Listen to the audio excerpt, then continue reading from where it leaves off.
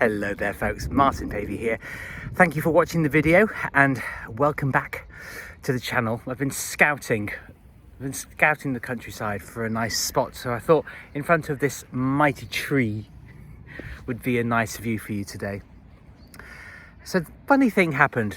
After my therapy session on Thursday, I was wandering around the town as is my wont, and I was exiting my childhood street after having visited my family home that I will one day buy back, and this chap sort of approached me, not aggressively, friendlily, and said, "Oh, you're all over the place, aren't you?" I said, "Yes, I'm a good wanderer." And it sort of occurred to me, it was a good video topic really, because that phrase, I don't know about in the rest of the world, but you're all over the place. That phrase in Britain can often be a bit of a slur, a bit of a pejorative, that you're chaotic or, disorganized, or that a bit frantic, that you're all over the place, a bit crazy. And it just, a couple of things struck me, that very often when people say things to us, we can get very offended, we take it really personally. And it's really important that when you hear people saying things, very rarely are they actually talking about you. And also that everybody, and this is another very British phrase, people like to get their oar in, they like to be involved, like to interfere, have the really strong need to speak. And often when it's unwanted, it's unsolicited, as we might say in legal parlance. And the really, really critical thing that you do is realize that you're on your path, and many, many people that you will encounter in your life will simply be saying things and making comments because you're behaving in a way that either they're not familiar with or that they disagree with. When you encounter people, you encounter a huge amount of judgment. It's just the way it is, really. And actually, funnily enough, not too far from where I'm sitting now, there was a couple. This is a couple of weeks ago. I was going on yet another walk around these beautiful surroundings, and this older couple, I'd say in their, I don't know, hard to tell these days, 60s, 70s, and this man and the thing is,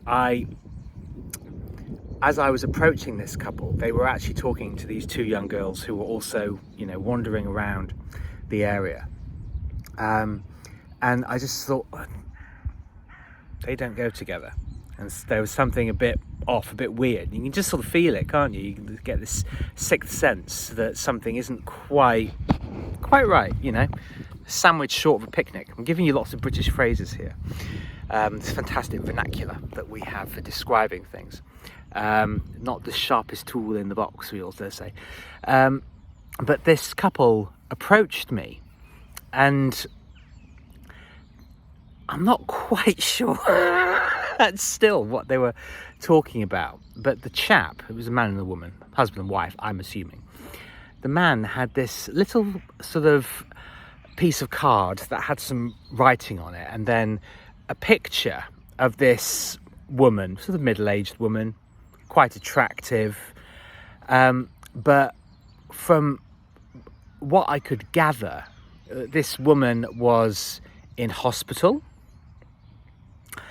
I think they mentioned MS, multiple sclerosis, and doctors, and it was all it was incredibly invasive. And I couldn't really get the full gist of what he was talking about, but he just kind of did this spiel that he'd obviously said to everybody that he'd encountered, and quite a lot of information, but all in one breath. Weird.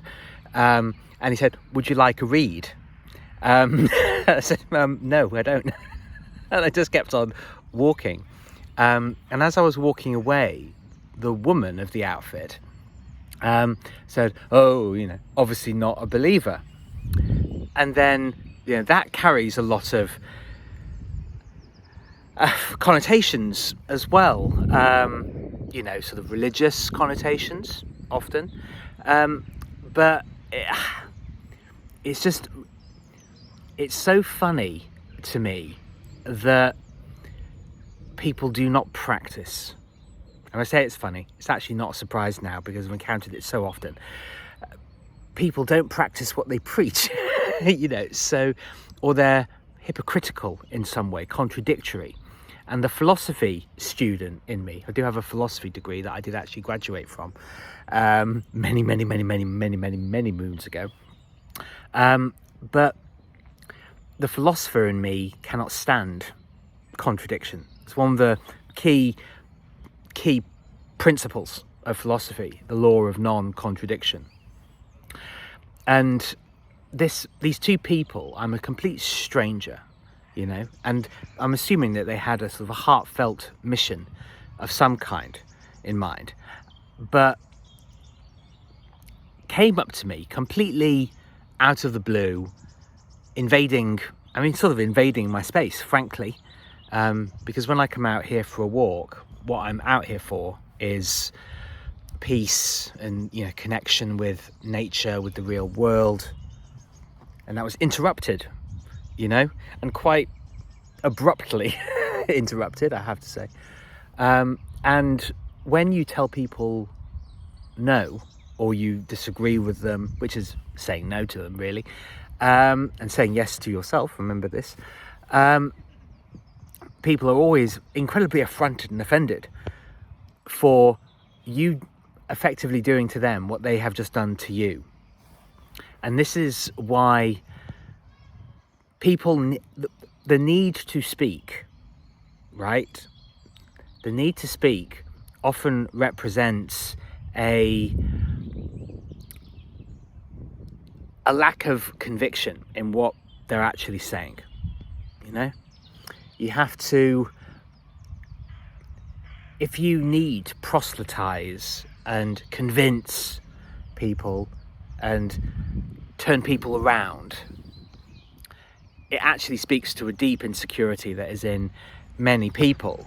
And when you don't go along with whatever the accepted narrative is of the time, the groupthink that exists, when you actually assert yourself, it feels really fucking brilliant to assert yourself, but when you assert yourself, what you actually do is make people actually, deep down, what you make people do is question what they're doing. You create a pattern interrupt.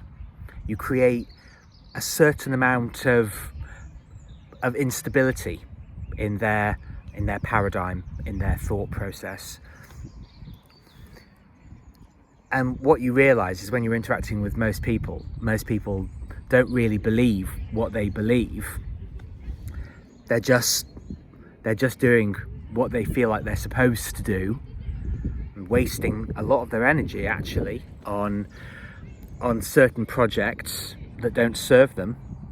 And when you are a powerful and confident and bold is my word du jour, actually. It's what I want more of in my life, more boldness, more power, because it feels good to actually do your own thinking and then to stand up for yourself, to feel good about it, to not let anything stop you.